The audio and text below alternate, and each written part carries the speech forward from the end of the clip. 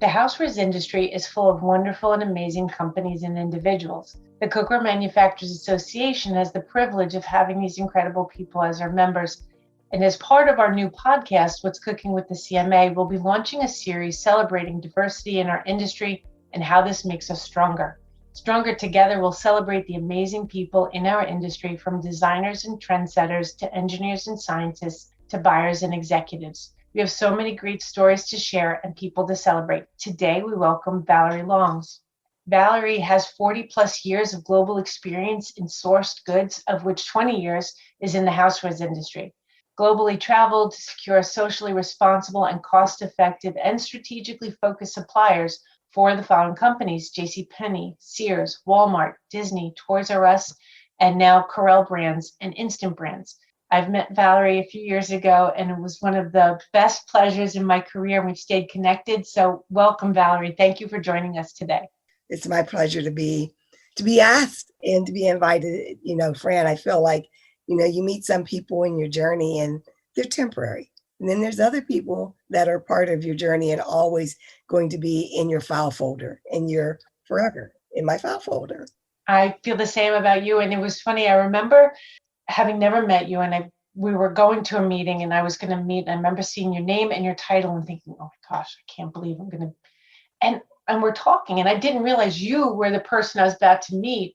And you're just so down to earth. And a lot of times with executives, that doesn't happen. And I feel the same way. I feel like we just connected, and you exemplify what I hope to live, which is you're the same as in person as in business. You're just one human being, and that's why I think we stay connected. So I just want to stop here to mention that everyone, you're listening to the What's Cooking with the Cookware Manufacturers Association podcast. And as you just heard, we're talking to Valerie Longs, Vice President of Purchasing at Instant Brands. And you can learn more about Instant Brands at instantbrands.com. And if you need to know more about Cookware Manufacturers Association, you can go to cookware.org. So welcome again, Valerie, and welcome to the podcast. Thank you. Where are you joining us from? So I live in Chicago, Illinois, and our corporate office has just moved from Rosemont to Downers Grove, and we do have a satellite office at the Mart, downtown Chicago. Wow, that's got to be fantastic. Yes, it is. It's awesome to be able to be, especially in today's times, to be able to have two locations, so you feel safe because there's enough distancing, and the company's been very, very sensitive to that and ensuring that we have a safe environment to work in.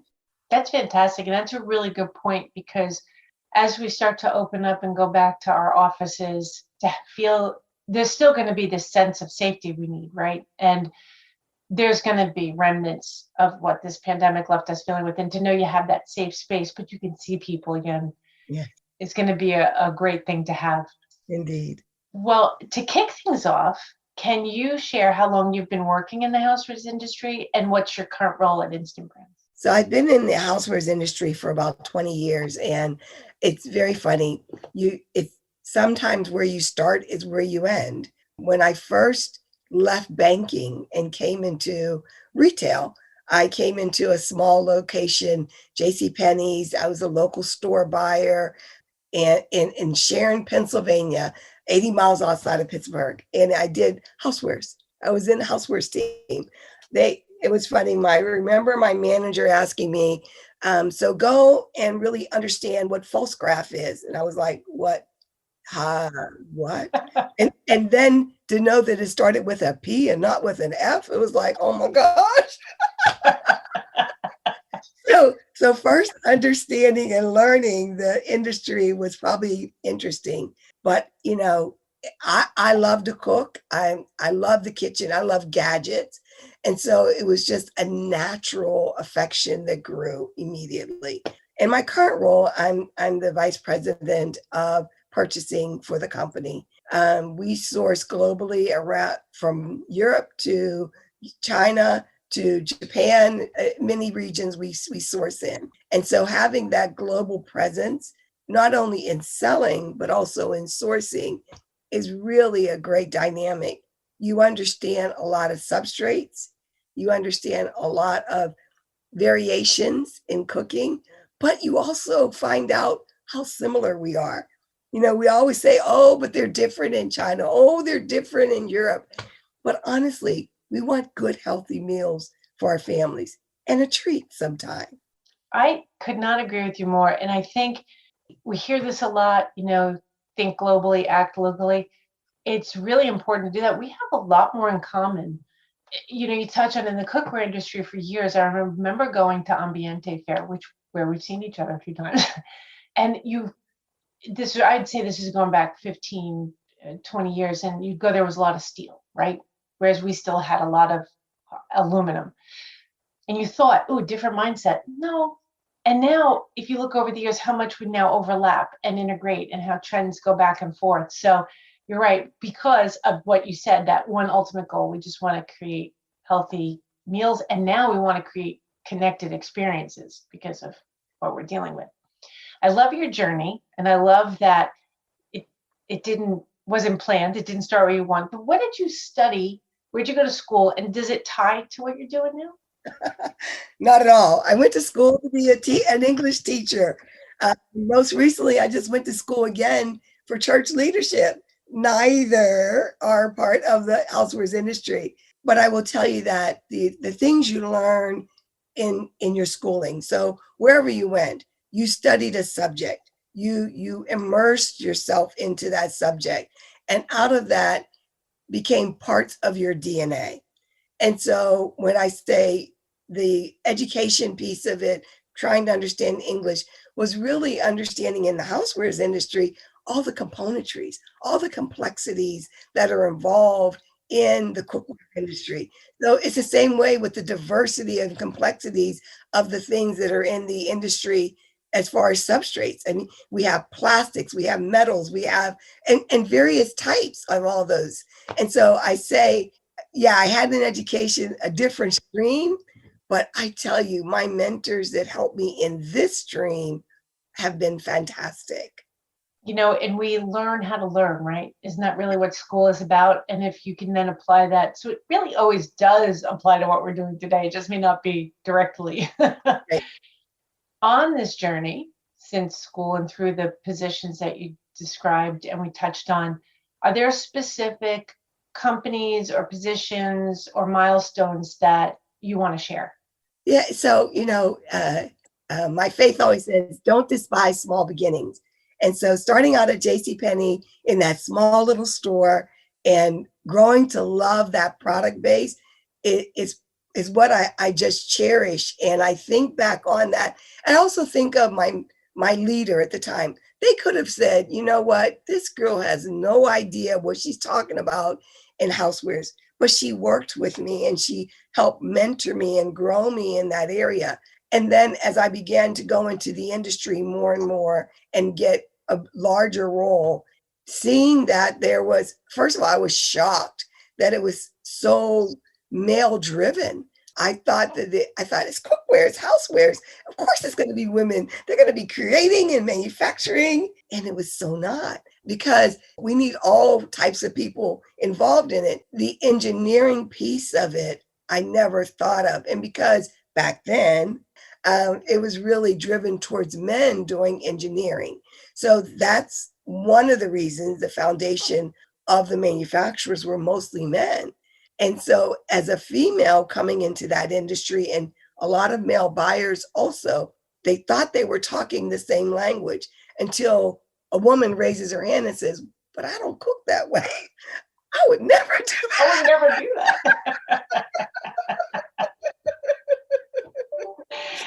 It's so funny to say this.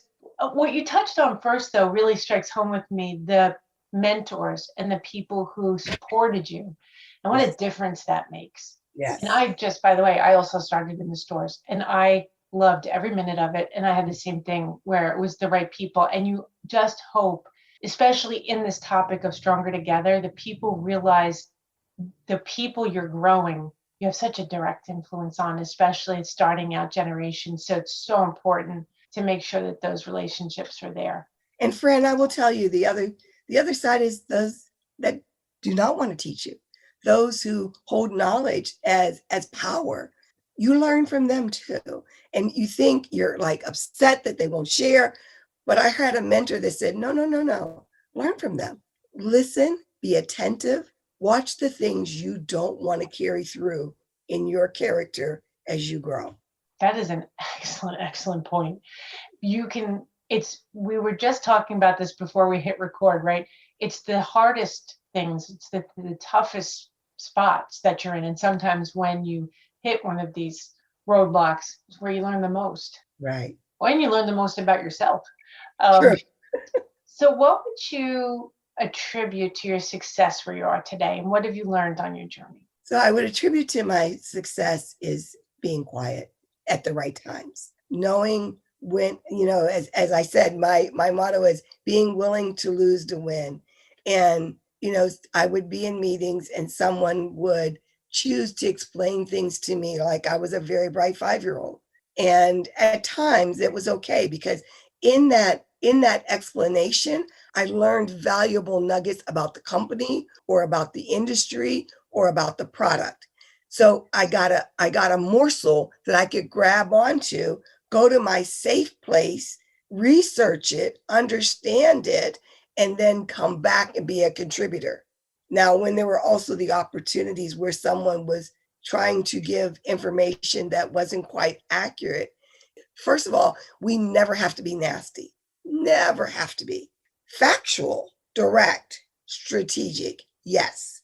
But nasty never needs to be in place, even if the other party is. And so being able to clearly, as my grandma always says, when someone was nasty to her, she would say, they don't know me. So I have to forgive them because they don't know me. So starting off with that in my day is that you don't know me. So let me let you go ahead and do your thing. Then I'm going to help you understand my knowledge base and why we might want to take a different approach. So I would tell you it's listening, is having leadership courage to be able to define why something should go a certain way, and having the strength within to speak the truth. Always.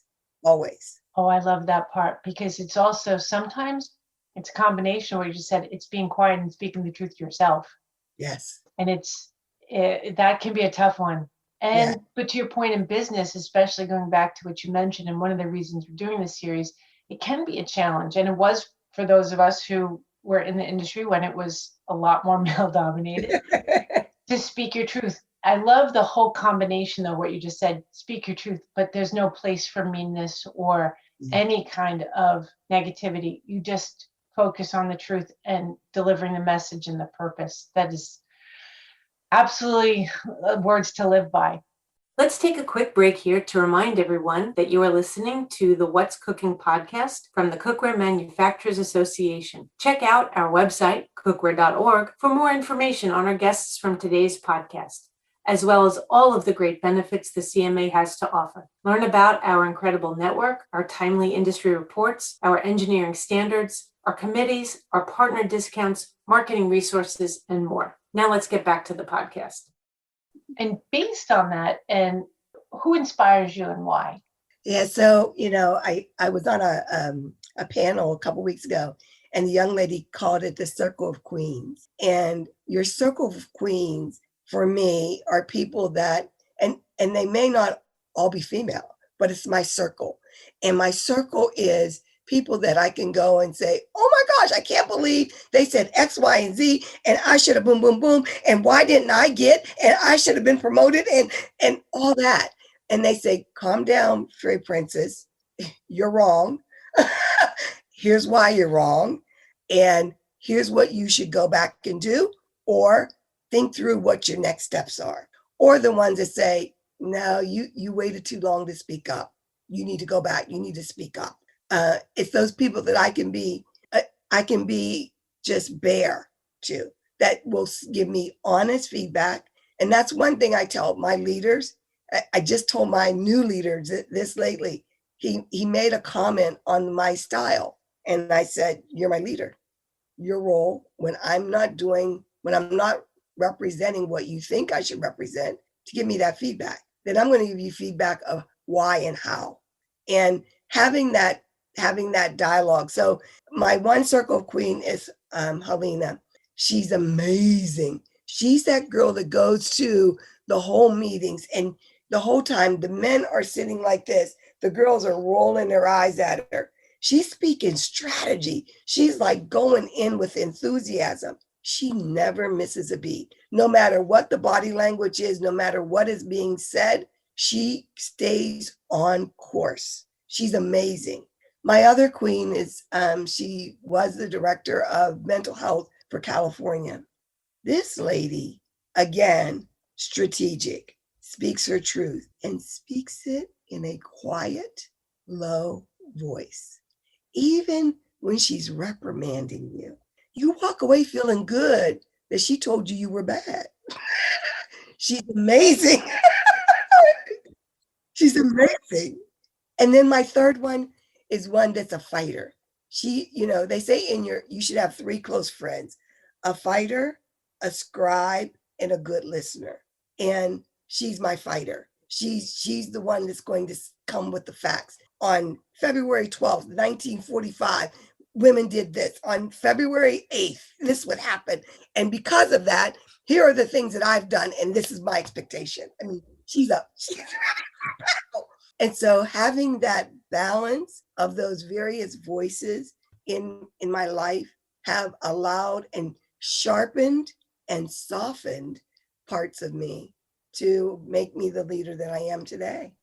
That's incredible. I love the circle of queens, and I love the three. My father used to say to me, if you could count your closest friends on one hand, you should count yourself lucky. And that's kind of similar to having the fighter and the scribe. So what motivates you as an industry leader then, taking those circle of queens into consideration and what you've talked about on your journey? My role is to help the next generation. Is in the boardroom, I bring Fran with me. That in the boardroom, I say, last week, Fran, this had a great idea. She executed. Here are the results. Here's the great thing she's doing. We need to make sure we keep her on the A list of potential promotable people, or in a special project. We need to make sure we're keeping our eyes open. That doesn't only mean a young person. That could mean a more mature person that's been overlooked for years, that all of a sudden you realize they're a huge contributor. Is that always having your eyes open and carrying the next level up, it's like, as the elevator goes up, take the elevator down to bring someone up with you. Oh, I love that analogy. And supporting, you're not the first person I've heard this from, and I love that as women, we focus on lifting people up and bringing that next generation up. It's so true. Before we go back to what the series is about, which beautiful tie-in with lifting people up, just out of curiosity, outside of work, what are your hobbies? I love asking this question. So I love to read. I love doing, I do write a little bit, but I love to roller skate. I love that you love to roller skate. Skater. Yes, you're a quad skater. Yeah. We have to get together and skate one day. If you don't skate, you have to do it. It doesn't matter where you are. It's just one of the best activities ever. It's so freeing. And put the right music on. It's a whole lot of fun. That's the only way to roll. Circling back to the theme of the series and this idea of diversity in our industry and housewares, when you first entered the industry, what was diversity like back then, and how do you see it now, and how could we become stronger together?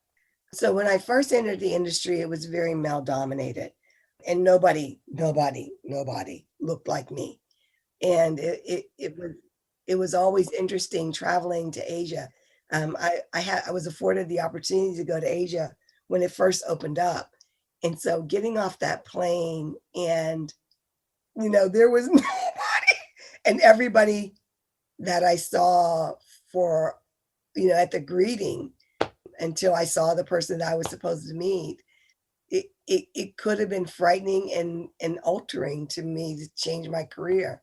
But I felt it was my purpose and my destiny to make those changes, to be a contributor and influencer of those changes. And have that voice, have that courageous leadership voice, and constantly seek out people like yourself, Fran, that we could build together. So what, we're in different companies. So what, sometimes, I mean, I have one of my queens that's in my direct competitors in industry, but it's important that she and I stay connected, because she tells me, hey, there's a great candidate I'm going to send your way. I know you have an open role. I don't have open positions. You need to take a look at her or him, a person of a different color or race. And I'm like, great. I'm always looking to how I can help move more people. I just hired two females to my team, and normally we had hired only guys in this role. And one is straight out of college, so she's green as can be. And then the other is a seasoned project manager. And they both came in the analyst role. One's a senior analyst, one's an analyst. And when I tell you the return on investment of the senior analyst, I've now challenged her to mentor the analyst, the more junior person. Oh my God. I went from, like, I thought, okay, this isn't quite working out for the junior analyst, to, oh my gosh, I hear her name. I'm not bringing her name up in the boardroom. Others are bringing her name up. So I that makes me happy when I know that I'm helping grow and mentor the next generation. I love that you're saying this, because when we think about this topic of diversity, everybody always thinks about corporations making bigger initiatives. But it's just like that saying, if we each lit one candle, how bright the world would be. If we just each focus on just judging the right candidate, the right person on the team. I was raised not to see, my father fought in a war and he fought in the front line. So he didn't see Yeah. anything but a good person nor a bad person. If we could just each individually, I think I keep hearing that on this topic of creating more diversity, just do the right thing individually and it'll trickle. It'll Yes. just have a ripple effect. I Yeah. love that story that they are mentoring you, like that she kind of took over. It's just gives me goosebumps. Right? I love that. The right thing to do, because think about how she would have been judged, because I hired her, but immediately she got moved to another team. So it was a lot of males, and they actually weren't pouring into her. They weren't training her. So they were like, well, I'm not sure it's going to work out. Not sure. So when I said to the senior analyst, hey, we need to see if they're really, maybe it wasn't the right hire for her or us. And so I said, have a lunch with her, see what's going virtually, because we're all working from home. So she had a virtual lunch with her, and she says, no, she's smart. She just hasn't had any guidance. She said, I'm going to give her 3 solid weeks of training on the systems and the process and a little coaching. And when I was in a meeting just like 2 weeks ago, they were saying, oh no, she's got this under control. She's wrapped it around. She's packaged this the right. Whoa, love it. So, some people just need that mentoring. They need that push. They need that little bit of instruction. And sometimes we get so sheltered into our projects, we forget to put our head up and look broader. It's an excellent example, and makes me think like you paid it forward from the person who mentored you and gave you the support, because how many would have given up on her and not given her the chance. And you're right, the first thing you should look at as an executive, and I see this in myself too, that when you see someone not living up to what you think they could, say, what can I do to make that better? What a powerful story. And I love that other people are mentioning her name. I love that she's succeeding. And, one day now she'll do that for someone else. Correct. Because of what you did for her and what the other hire did for her. I can't say how much I appreciate what you did today. And I love seeing you. I'm so happy we got to do this. And I really appreciate you joining us and telling us your story. Yeah, it's always a pleasure, first of all, to be in your company. We always, for those of you listening, we always get together, Fran and I, and we always do at least one portion of a giggle session.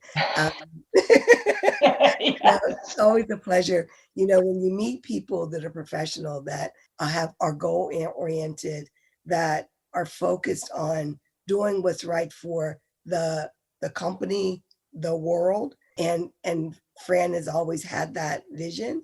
And so I love to lock arms with people like that because we're going to make the world better. We are going to make the world better. That means the world to me that and I'm not going to get emotional. That means the world to me that you said that. And I agree. I think if this world could use one thing right now, it's just a whole lot more love, because together we can make all these changes and make them better. Yes. So I love that we're ending on that note. I am so grateful for you being here. And I'm going to close out with a line I've been using for this series. Coming together is a beginning. Keeping together is a process. Working together is success. Yes. Thank you so much. My pleasure. And that's a wrap. You've been listening to What's Cooking with the Cookware Manufacturers Association. Thank you again to our guests for joining us today. My name is Fran Groesbeck. We are recording this podcast for the Cookware Manufacturers Association, and you can find my contact information and more at our website, cookware.org. You will find this podcast and others in the members section of the cookware.org website, as well as on iTunes, iHeartRadio, Castbox, Stitcher, and many more. At the CMA, we can't say it enough. Our members are our number one priority, and the association is a proven, valuable resource giving our members access to our exclusive engineering standards with a long and trusted industry history since 1922, timely statistical reporting, resources for retailers, and the best members network in the industry. And of course, important information on topics critical to our industry via our podcasts like this one. Stay safe, be well, and happy cooking, everyone.